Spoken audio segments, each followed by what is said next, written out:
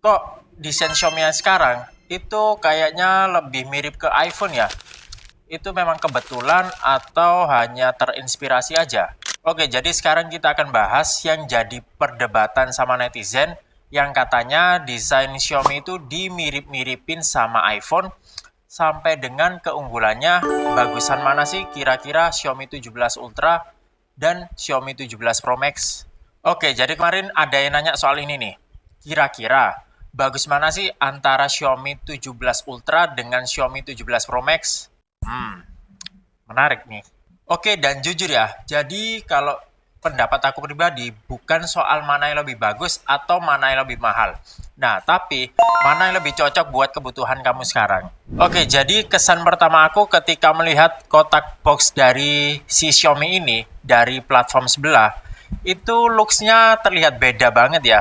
Ya, kesannya lebih premium, kotaknya lebih panjang, dan desainnya sih lebih mewah-mewah gitu ya. Dan looks-nya itu beda banget ya dari Xiaomi generasi sebelumnya. Dari sini aja, ini tuh udah kelihatan beda banget loh. Jadi bukan HP biasa loh ya. Sekarang kita masuk ke bagian yang paling ramai ya diperdebatkan. Xiaomi 17 Pro Max punya layar sekunder di bagian belakang.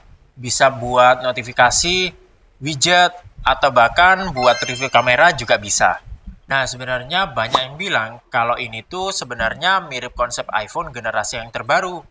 Nah, kalau menurut kalian gimana? Kalian bisa tulis di komen ya. Nah, tapi kalau menurutku, ini tuh lebih ke arah watch face style yang diadaptasi ke handphone nggak sih? Kayaknya Xiaomi nggak niru-niru sama iPhone deh. Ya kalian bisa tahu lah ya, ngerancang smartphone itu nggak sebulan, 2 bulan langsung jadi. Jadi bisa kita simpulkan bareng-bareng ya. Desainnya cuman kebetulan mirip aja deh. Oke, antara Xiaomi 17 Ultra dengan Xiaomi 17 Pro Max, itu chipsetnya sudah menggunakan yang namanya Snapdragon Elite Gen 5. Nah, untuk perangkat Xiaomi 17 Pro Max sangat disayangkan.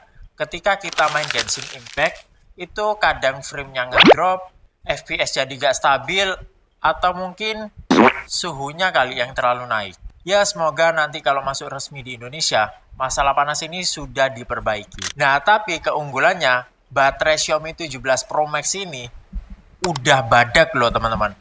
Kapasitasnya berapa? Kapasitasnya ada di 7500 mAh. Lumayan nggak sih?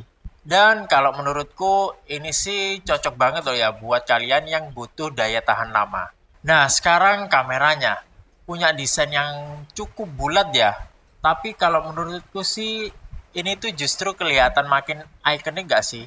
Punya resolusi kamera sebesar 50 megapiksel dan yang lebih gahar lagi ketika kalian buat rekam video kayak gini itu bisa mencapai 4K 60 fps dan juga 8K 30 fps. Wah, ini sih kelihatan makin canggih aja nih.